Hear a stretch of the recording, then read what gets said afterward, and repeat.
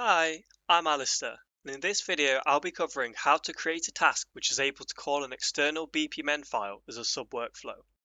We'll start with the workflow created in tutorial 5, but we don't need the sub-activity participant, so we can delete this. We'll rename the collaboration to be tutorial 6. Next, we'll remove the call activity and replace it with a service task.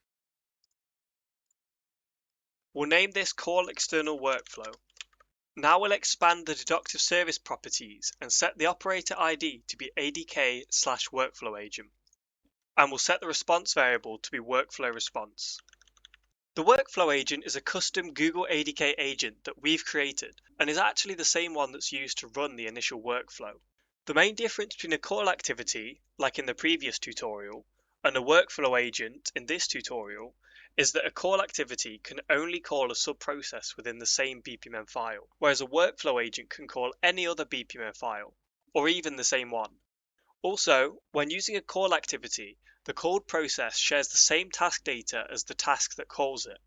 However, with a workflow agent, it's more like a function, where parameters are passed in and the output is returned, which can then be used. For example, in the previous tutorial, the task data that the call activity task had access to was automatically able to be accessed by whatever was in the subprocess.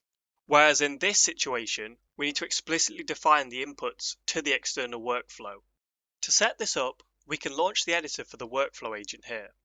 You can see that the workflow agent takes two parameters, the workflow and the workflow input.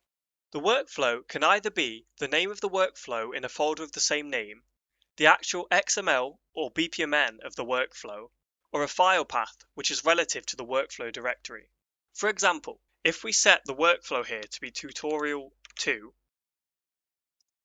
this would look in the workflow directory for a folder of the name tutorial 2, which it would find here, and it would access the BPMN file named tutorial 2.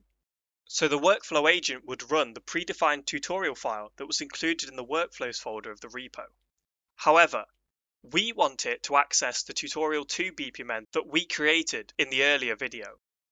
So we're just going to set this to a relative file path. If we set this to /, this will just look in the root of the workflow directory for a BPMN called tutorial 2. As for the workflow input, this is a dictionary with the keys being the variable name in the subworkflow, and the value can either be a static value or a reference to a variable. In this instance, we're going to add a key here, name this superFormData. We're going to edit this from null to be of string type, and edit this to be two curly braces, formData.get, brackets, query, and then two curly braces. As mentioned in a previous tutorial, this just references the form data and gets the query that the user inputted. Now we're just going to save this, save the workflow, and run it. Here we've gotten to the first user input. I'm just going to enter hello world. Now you can see that it's actually executed tutorial 2, and we're at the user input inside that workflow. I'm just going to enter 10 for the script input value here. Now it's came all the way out of the external workflow and back into this one. If we click through the workflow output, we can see that it executed start main, then it executes the user form, and it gets the user form here with hello world as the query. Now it started calling the external workflow. Tutorial 2 has started here, and we can see the task data contains superform data and the query that we inputted. After the form in tutorial 2, we can see superform data hello world is still there, and the form data is now there.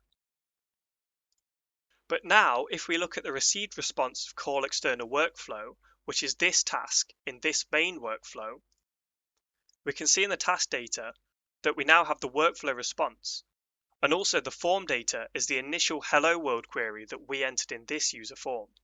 If we open the workflow response, you can see that this is all of the task data at the end of the tutorial 2 workflow.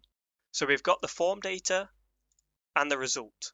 At this point, you can extract whatever information you wanted from this external workflow to be used in the main workflow. That's all for tutorial 6, which showed you how a workflow can be called as if it was simply a function with parameters and a return value. In the next tutorial, I'll show you how to allow an LLM to generate forms and run workflows as a tool.